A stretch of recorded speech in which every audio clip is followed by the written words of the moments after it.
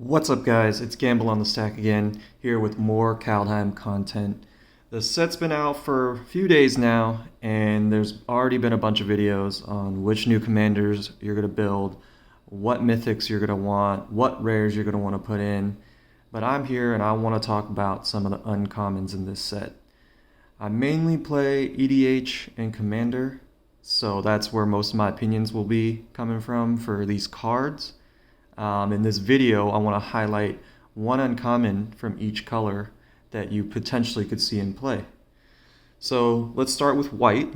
Again, I feel like white kind of doesn't know where it's going right now. I mean, you got your vehicles, you got your equipment, human travel is always a thing. But one card that I thought sort of stood out was the Rune of Sustenance. It's 2, and it's an enchantment aura rune.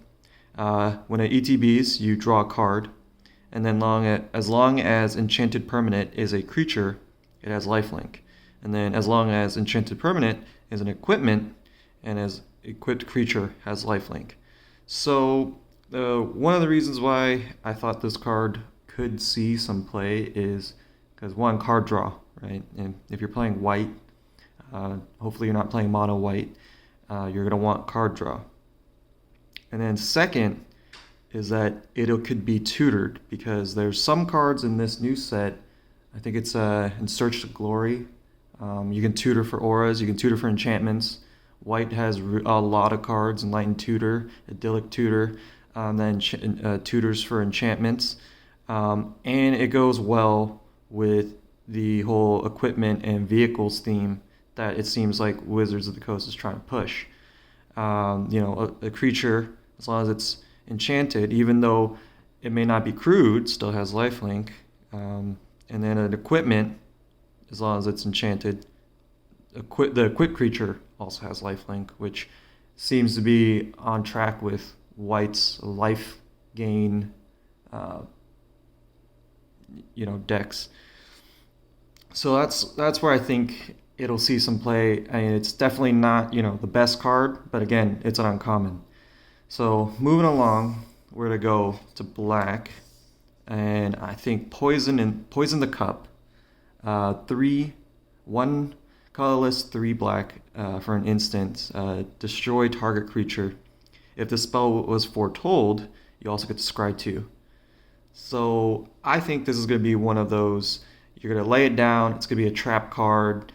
Turn 2, you're going to foretell it, and people are going to be freaking out, right? They're not going to know what you just put on the table, especially because you're running black. And then on the next turn, you play another land, you got 3 mana now, and somebody might have put their commander out, somebody may have, put something big and scary on the board that you just don't like. So go ahead, pay the 2, foretell, destroy that creature as an instant, and then, on top of that, you get to scry 2. So, I mean, that just seems like value all the way around. And if not, you can leave it, flip face down in exile, and nobody can interact with it. And later on in the game, when, it's mid-game and something comes out and you don't like that, then yeah, go ahead, pay the 2 mana.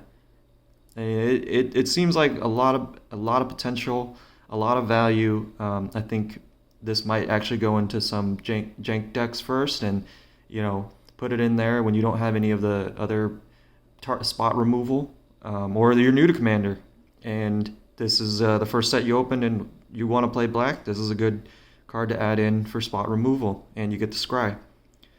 All right, moving along to green. I'm mainly a green player, or I consider myself a green player, but taking a look at the set with the uncommons, this one kind of stood out to me.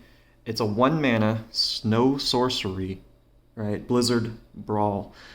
Choose target creature you control and target creature you don't control. If you control 3 or more snow permanents, the creature you control gets +1/+0 and gains indestructible until end of turn. Then those creatures fight each other. The reason why I picked this card is because when you're playing green, you don't have a lot of spot removal for creatures. I mean, you got a lot of enchantment removal, artifact removal, flying creature removal. But when you're just trying to take care of one creature, or that one opponent won't block, right, with their commander or whatnot, what have you, there is the fight mechanic, which I believe is pretty unique to green. I think it's Rabbit Bite is another fight mechanic card. Some other cards that allow you to just use your big creatures to your advantage and spot removal other people's creatures. All right, so with the new set, you're getting a lot of snow lands, snow dual lands. So if you're new, then you want to use those snow cards, the snow lands at least, in your decks.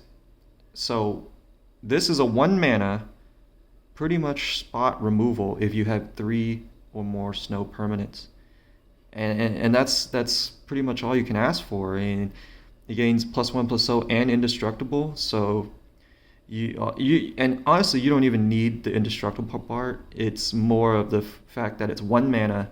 If you have a Death Toucher, which in this set there's also pushing green Death Touch, so you have like a 1/1 Death Touch, a 2/2 Death Touch. You play this card. They have their commander out. They're playing whatever. This is basically going to take care of that, because that creature that you picked fights that creature. So as long as the two targets are legal targets on the battlefield, essentially you're just getting free spot removal for 1 mana, and that's value right there. All right, so moving along, we're gonna go to red. Red's a fun color. I think this card might actually see some play, especially with Strixhaven coming out, because it's a 4 mana Basalt Ravager, creature giant wizard. And then when Basalt Ravager enters the battlefield, it deals X damage to any target, where X is the greatest number of creatures you control that have a creature type in common. So red is in a lot of tribal decks, right? You got your goblins, you got your dinosaurs, you got your wizards. Hint, right? This is a wizard. So you're playing Krenko, and you crank out 32 goblins, and you play this card. That's almost like a win right there, right? 32, or 33 including Krenko, damage to any target. So that's one player that's taken 33 damage. So I could really potentially see this in a bunch of tribal decks. If you're putting out a bunch of wizards later on, I don't know if with all the duplicates and all the ways to duplicate things and create more tokens and stuff, this seems like it would be an interesting card, as well as the giants. It seems like they're pushing giant tribal in this new set. A lot of cards have to do with number of giants you control, giants in your graveyard, giants on the battlefield. And then you pair this with, my personally favorite card, Fiery Emancipation, and that, you're 32 goblins. Now, triple that damage, and man, you really just one-shotting somebody. So, again, maybe in a janky tribal deck, this could see some play. Maybe in an actual tribal deck with red, this could see some play. So, I think there's value in that. And then for blue, if you didn't see it coming, you should have seen it coming, because it saw it coming. It's going to be another counterspell, right? Except this one's, your traditional 3 mana, the 1 colorless, 2 blue, kind of like your negates, instant counter target spell. However, this has a twist. It can be foretold. You play it with a foretell cost of 2 mana, and you put it on the battlefield face down in exile. And again, people are going to be freaking out, right? The first couple times you play this, especially if you're playing blue and black here and white, you're going to have a bunch of foretell cards, and people are not going to know what you're going to do or what you're doing, because it's a new mechanic. It's your trap card, but this one, I mean, you basically play it. You draw at any point in the game, and it's useful, right? Because you always can use a counterspell, right? And it's a counter target spell, so it's not restricted by only countering instances, creatures, non-creatures, whatever. It's just a counter spell. So you draw it mid game, cool. Now you got a counter spell. Late game, cool. You got a counter spell. Early game, you play it for 2 mana, 2 colorless mana too, right? And that's the neat thing about Foretell, is that it's just 2 colorless. So you have a Soul Ring, turn 1 Soul Ring. Well, you have also a turn 1 Foretell card, right? And the fact that this is a counter spell, again, it's just useful in every stage of the game. I can see this being included into a lot of blue decks, especially when when you're building your first jank blue deck. You're gonna be like, okay, I'm gonna want counterspell, and Saw It Coming. Saw It Coming is something. I mean, 2 mana. It essentially is a counterspell, right? You're paying it for the 2 mana turn 1, and then later on in the game, you're paying, and it's easier to cast too, right? Counterspell's 2 blue. This is a colorless and a blue. And sometimes that matters, right? Sometimes having the right color combo matters. So I think this card's going to see a lot of play. Probably the most play out of the uncommons, just because counterspell. So that's the value there. And then when we go move on to artifacts. We got Weathered Runestone, and at least in our play group, we got a lot of graveyard interaction. So Weathered Runestone is 2 colorless for an artifact. Non-permanent cards in graveyards and libraries can't enter the battlefield. Players can't cast spells from graveyards or libraries. So, I mean, this is just hate. You're just hating on graveyards, hating on people casting things from their libraries. Everybody that has those cards that cast off the top. I think Mystic Forge, right? You cast off the top of your library.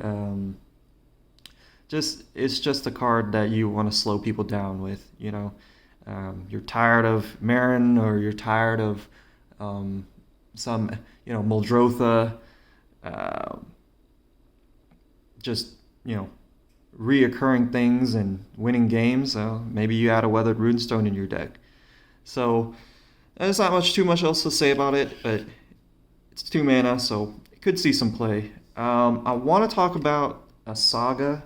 I really wanted sagas to work, and I think this saga may be okay. It's definitely not, it's still definitely not a good, probably, to add sagas in your deck, unless you're playing like Enchantment Tribal maybe or something. But this one's Binding the Old Gods. It's 2 colorless, black green. When a saga enters the battlefield, you add a lore counter after every draw step. So the first one, you actually get to destroy target non-land permanent an opponent controls, and that actually is decent. 4 mana, and you can destroy anything that's not a land. Okay, I could work with that, And then the next turn, right? Next turn upkeep, next draw step, you get a forest, and then play battlefield tap. So, I mean, that could be a snow dual land, right? Because they all have the forest label on them now. They're not just a land. They're usually like, for snow, mountain forest, or or island forest. Or you can get your shock, your shock lands, or, whatnot. So, or your tri-lands, right? You can get, if you're playing, Abzan or Jund or whatever, you can get your tri-lands, because it says search for a forest. So that's not too bad. And then, third turn on your draw step, all your creatures gain death touch until end of turn. Okay, that could be a finisher, or that could be at least a semi board wipe. No one wants to block all your creatures, or they do want to block and it kills all their creatures. So this one seems like there's some value there. But again, it's a saga, so you're really going to have to be careful and make sure it stays on the board long enough to really get all the value from it. And then lastly, I want to talk about some uncommons that I don't think are useful for every deck, but I still want to highlight them because some of them can be used. I think so. The first one is Dual Strike. It's 2 red for an instant, and when you cast your next instant or sorcery spell with CMC 4 or less this turn, copy that spell. You may choose new targets for the copy. Also has Foretell for 1 red. So again, with the Foretell cards, you're gonna be playing them usually, I would imagine, for the Foretell cost. Especially if you get the card early. And where this card comes in is you're playing, say you're playing red-green, right? And you play a ramp spell. Most of them are 4 CMC and less. You play your Cultivate, you play your Rampant Growth, you play your, Sky Shroud Claim. So you want to ramp, and you have this on your Foretell for 1 red, and you play it for 1 extra mana. You get to double that ramp because you're going to choose yourself, obviously, right? You're not gonna choose someone else, so you're gonna just basically get double the ramp for 1 extra mana. And this also can go with your Deflecting Swat, right? You're gonna cast Deflecting Swat most of the time for free because you got your commander, and then you pay 1 extra one, and then you can copy Deflecting Swat, and you can choose another target for if somebody counters your Deflecting Swat, then you play this as an instant, and you copy your Deflecting Swat, and then you use that Deflecting Swat to copy their counter spell again, or to deflect their. So there's some uses for it. If you're playing Boros, you got your Path to Exiles, you got your Swords and Plowshares. It definitely isn't as good as Reverberate. I think Reverberates and Fork are probably better, but just the uniqueness of being able to play it for its Foretell cost, I think if you're playing Jank, you could see some play. For black, I think Vengeful Reaper is actually kind of decent.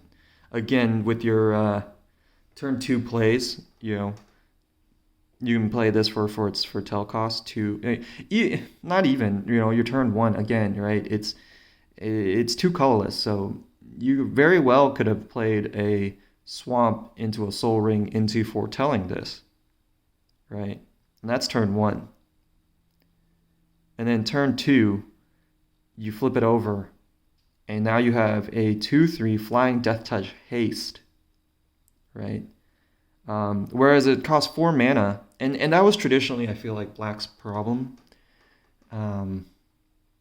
You'd have to pay an exorbitant amount of mana for creatures that other colors might just get for lesser mana. So this Foretell really kind of helps you split that up, right? Again, you turn 1 Soul Ring, and then Foretell this, and then it comes back to you. You play another, hopefully, right? You play another land, Soul Ring, black, float 1, flip it over. Now you have a flying body with Death Touch and Haste that you can automatically either block or attack, right? And people are going to be like, ooh, I don't want to attack you anymore because you got a Death Touch. And it's flying, so you don't have to worry about getting pinged with all the flyers that people have. So I think you could see some play, maybe in your Angel Tribal, right? Cleric Tribal, it's an Angel Cleric. So just as a nice little body to block things with, the 2/3 is okay stats. It's pretty good, especially if you essentially cast it for 2 mana, right?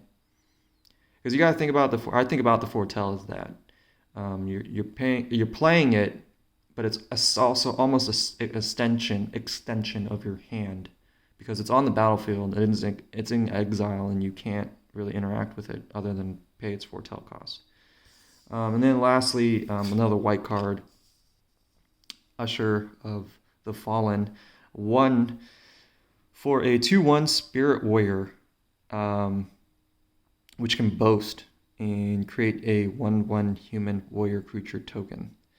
So, I mean, this is kind of going into, I guess, maybe standard, but in your white, go wide decks, Boros or whatnot, that you want more creatures that you can equip things with.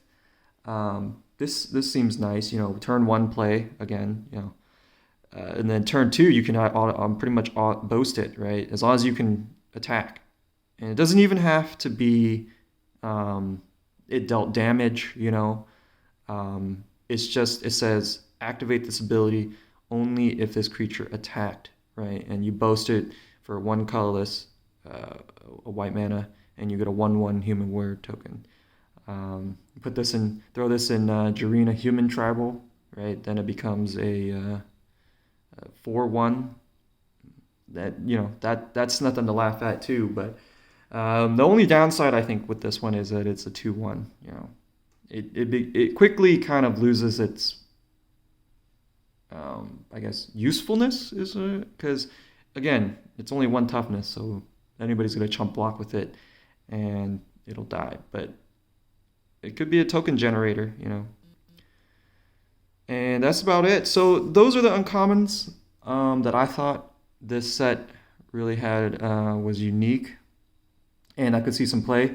Let me know in the comments what you think. If you see any other uncommons or any other card, really. I think the commons, you gotta look through those carefully too.